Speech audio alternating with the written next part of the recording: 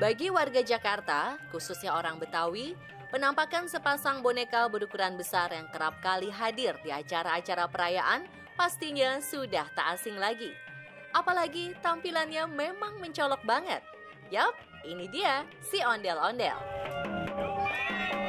Pemirsa selebritas yang on the weekend, keberadaan ondel-ondel terlacak sudah sangat lama, bahkan jauh sebelum VOC Belanda masuk ke Nusantara. Konon kabarnya, penyebutan nama ondel-ondel berasal dari kata gondal-gondel, yang artinya menggantung atau bergandul. Cocok ya, jika dilihat dari gerakan ondel-ondel yang nampak berayun-ayun ketika berjalan.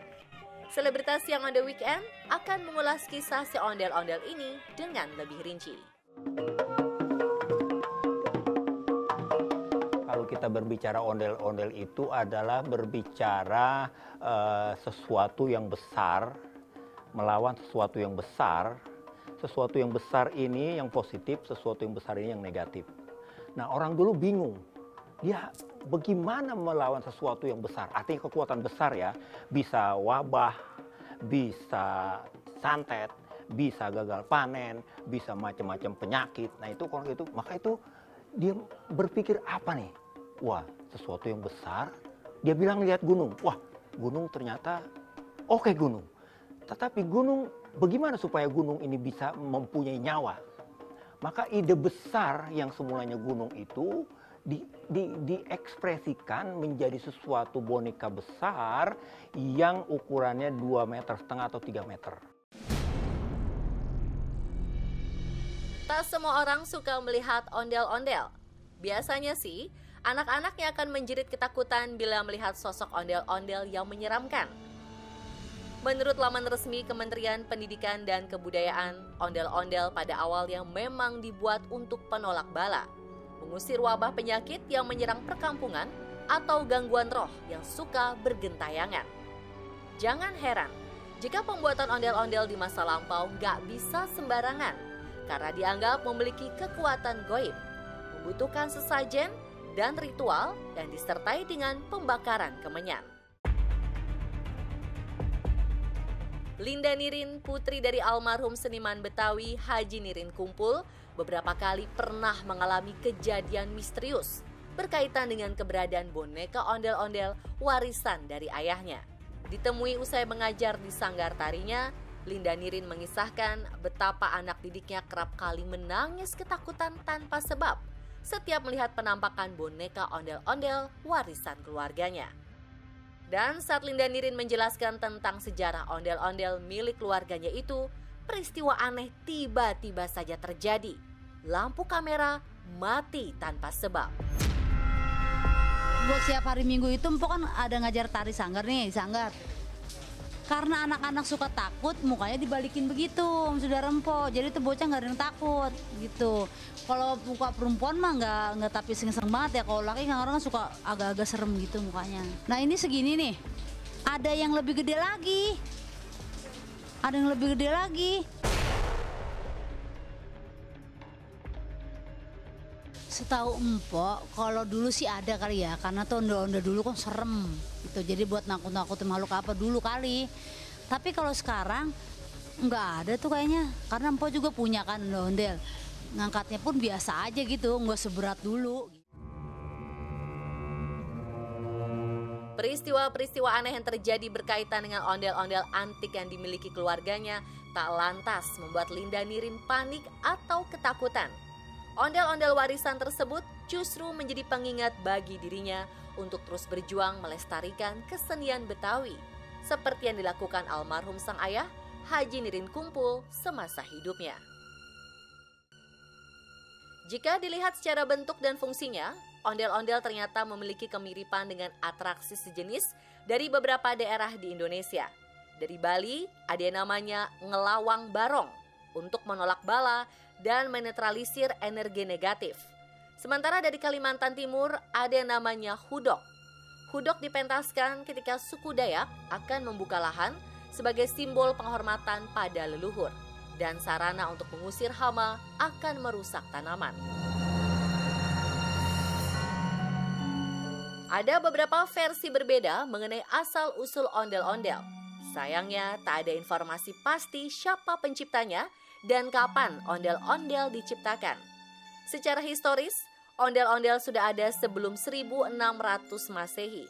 Terbukti dari adanya catatan seorang pedagang asal Inggris yang bernama W. Scott yang menyaksikan adanya kebudayaan unik berbentuk boneka raksasa yang dipertontonkan dalam sebuah upacara adat di Sunda Kelapa.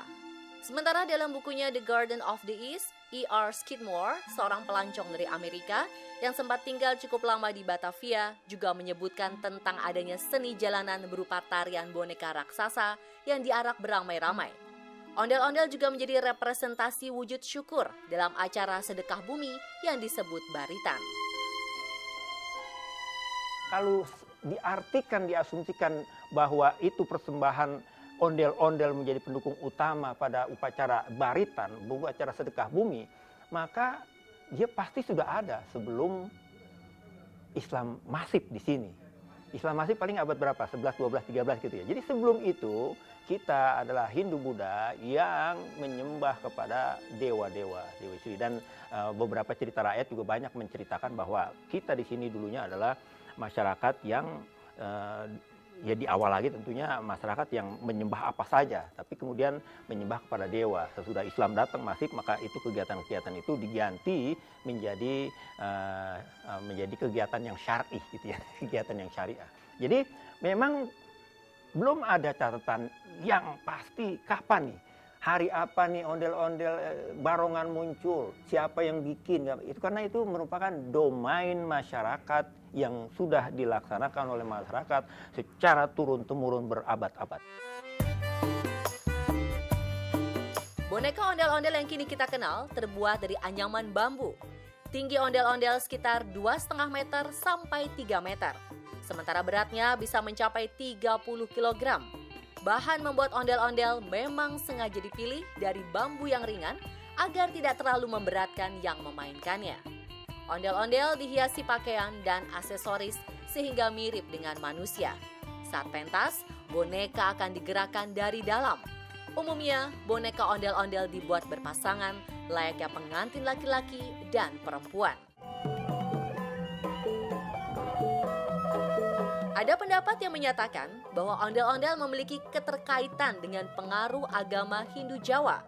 Ondel-ondel diduga sebagai penggambaran dari dewa-dewa agama Hindu dan istrinya. Sementara pendapat lainnya menyamakan ondel-ondel dengan barongan. Hanya saja di masa itu, boneka barongan tampilannya lebih seram dengan gigi-gigi bertaring. Barongan itu bahasa Betawi arkais yang artinya satu kumpulan yang mempunyai identitas yang kuat, yang dapat menjadi simbol perlawanan terhadap arwah atau hal-hal yang negatif gitu. Nah, maka namanya ondel-ondel baru kemudian pada akhir abad 19 masuk awal abad 20 barulah dia berganti namanya ondel-ondel. Ondel-ondel itu artinya sesuatu yang bergerak dengan lincah. Ondel-ondel namanya, sesuatu yang bergerak dengan fleksibel dan lincah. Pertunjukan ondel-ondel sempat dilarang di Jakarta oleh Wali Kota Sudiro di tahun 1954. Ondel-ondel dianggap sebagai tradisi yang tak pantas untuk dilestarikan karena merendahkan kaum pribumi. Untungnya di masa Gubernur Ali Sadikin, ondel-ondel kembali tampil menghibur halayak ramai. Ondel-ondel bahkan naik pamornya. Yang awalnya hanya dipentaskan dari kampung ke kampung, kini hadir di setiap acara-acara besar. Mulai dari peresmian kantor, penyambutan tamu kehormatan, hingga menjadi bintang di perayaan ulang tahun Kota Jakarta. Ondel-ondel menjadi salah satu warisan budaya kebanggaan warga Betawi. Sayang, karena semakin sedikit ruang untung sanggar ondel-ondel berekspresi, terpaksa ondel-ondel disewakan mengamen di jalanan. Karena kan di seniman ondel-ondel kan kebanyakan dari pemerintah kurang ini bang. Jadi kurang memperhatiin, makanya dia kenapa bisa turun di jalan. Coba kalau misalkan dia diperhatiin, dia bakal nggak mungkin turun di jalan lagi bang. Macam kayak dikasih tempat wadah lah, macam kayak tempat wadah kayak tempat-tempat wisata, barulah ya kan Jadi kan dia ngerekrut nih sebagai seniman ondel-ondel, jadi biar nggak turun di jalan lagi. Maraknya penggunaan ondel-ondel untuk mengamen dan meminta-minta di jalan dan kawasan pemukiman ditanggapi Pemprov DKI dengan melakukan pelarangan secara resmi melalui Peraturan Pemerintah Daerah Nomor 8 Tahun 2007 tentang Ketertiban Umum. Pengamen ondel-ondel pun lalu ditertibkan, sementara bagi yang membandel akan diberikan sanksi. Keputusan Pemprov DKI tentu saja ditanggapi beragam. Ada yang pro, ada yang pula yang kontra. Pemprov dianggap abai dengan urusan perut masyarakat kecil yang berusaha bertahan hidup di masa pandemi. Ngamen itu bagi kesenian tradisional udah biasa. Bahkan bukan hanya jenis kesenian yang jumlahnya kecil. Jenis kesenian besar dulu, wayang kulit, topeng Betawi, lenong Betawi, samrah Betawi diberikan ruang tersendiri oleh pemerintah Stad Batavia di tahun 30-an. Mereka dikasih tempat, dikasih segala macam, diatur dengan aturan-aturan yang benar, dan mereka diwajibkan membayar belasting, membayar cukai, membayar pajak. Nah, kalau kamu melanggar aturan-aturan yang sudah kita keluarin, misal kata tempat, pakem, waktu, 3 hal ini kamu langgar, maka kamu akan mendapat denda, dan dendanya lebih besar dari justru bayar belastingnya. Oleh karena itu dulu orang itu taat kepada aturan-aturan yang dikeluarin. Kebanyakan pengamen ondel-ondel memang tidak menggunakan pakem dasar yang sudah berlaku. Keberadaannya bahkan dianggap mengganggu. Ondel-ondel seakan menjadi turun derajatnya, sekedar menjadi alat untuk meminta-minta saja. Kalau yang ngamen cara sekarang itu memang adalah ngamen yang dilakukan oleh oknum tertentu yang ingin mencari keuntungan dengan memanfaatkan si ondel-ondel.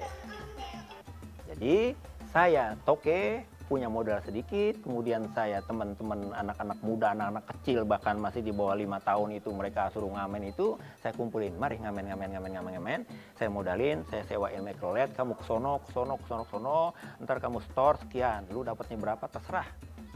Yang penting lu store begini. Itu dimanfaatkan oleh oknum tertentu tanpa mengetahui apa itu pakem ondel-ondel, apa itu waktu-waktunya, apa itu yang harus mereka perhatikan. Keberadaan ondel-ondel di jalanan menjadi masalah yang rumit.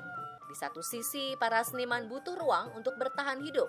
Sementara di sisi lain, ada seni tradisi yang menjadi kebanggaan warga DKI yang dipentaskan tidak sesuai pakem. Pemerintah daerah setempat tentu saja harus memberi solusi.